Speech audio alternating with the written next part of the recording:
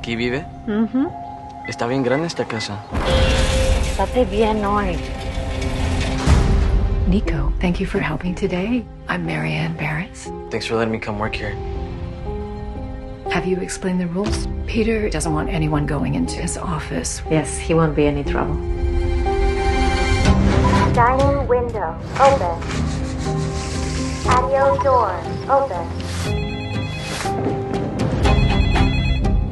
Anna, why don't you and your son just go in the guest bedroom?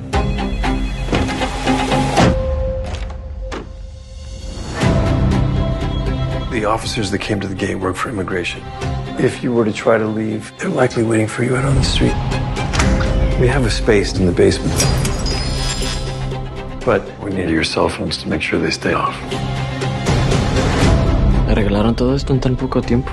Sí, ¿y qué pasa? Porque está todo armado como si ya nos estuvieran esperando. ¿Y por qué solamente la puerta se abre por afuera? Hey, were you and your former housekeeper close? She lived with us. What happened? My mom could be pretty demanding. She'd end up quitting. You never saw her again? No. What are you doing? You could not come into my office. Nico, we can't just be up here like this. It's important that children see we treat people like you with respect. Do you want to get separated from your mom? We're committing a crime. This is a crime scene. Me alegro mucho de este país, pero a veces siento que he fallado. Mom, they're back. They're at the gate. No me has fallado, vamos a estar bien. ¿Qué pasa si no? Prometo que sí, mamá.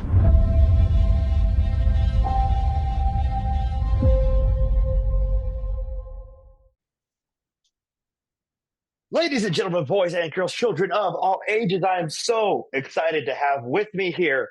I'm going to call you Augie, but it's Augustus Bernstein, the director of a fantastic new film called At the Gates. His directorial debut, from what I understand. Is that correct, Augie? That is correct. Thank you so much for having me. Dude, I'm so excited to talk to you about this movie because here's the thing.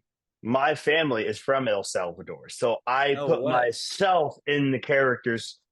I was basically putting myself in Zeke's role when I was watching this movie. So I wanted to ask you, what made you want to write this story? I'm so glad to be talking to you. And, you know, I'm from Los Angeles, but there's a huge Salvadorian population that's here and many people that I'm very close to, friends of mine. And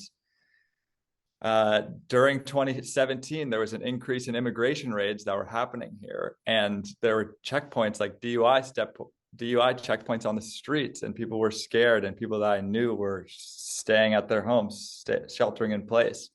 And that was like the start of realizing that I needed to write this story to humanize kind of a polarizing topic that we have in this country. I agree. I'm from Los Angeles originally as well, so I grew up in that Salvadorian culture in Los Angeles, which is thriving and fantastic and beautiful. And the pupusas that they're eating in the movie, and the pachito, sapote. We wanted to get that Salvadoran dialect right too, because the way Salvadorans speak Spanish is different than the way, someone who's Mexican American speaks it. It's so different. And I talked to Vanessa about that, and she nailed it. It sounded like my aunts and my grandma. And I was like, you did a great job and you really nailed that. And when you're writing this, and you're not, you're not thinking of like those little things, but I'm glad that you said that you were thinking of those little things, because oftentimes those can get put by the wayside, that dialect or that the fact that the food is completely correct. I want to thank you for that, because that can get lost a lot in the writing of a film, because you're so focused on dialogue, character building, and all that. And you still managed to do all that too. You built great characters. Speaking of those great characters, what was it like to put this cast together, and why were these people selected? The lead actor, the young man who plays Nico Ibarra, his name is Ezekiel Pacheco. He is a SAG actor who is also here under the DACA program. He is someone who came to this country and lived his entire childhood without papers. And when I met with him, he had this amazing, not only is he a great actor, but he has amazing confidence, and he brought so much realism to this story. And he talked about his real life experiences, and we worked a lot of that into the script and into the moments that I think gives this film like an authenticity to it that's really great. I completely agree. There's a genuine authenticity to your characters and to the writing, and again, that's a testament to you. I always like to ask my guests two very fun questions because Right. this is a very serious Yeah. movie. But first fun question is, who are some people that you look up to? You know, I there's an Austrian filmmaker, Michael Haneke, who Yeah, I really love. He made this movie Cachet, and what I love is films that are like At the Gates, that are suspenseful and mysterious.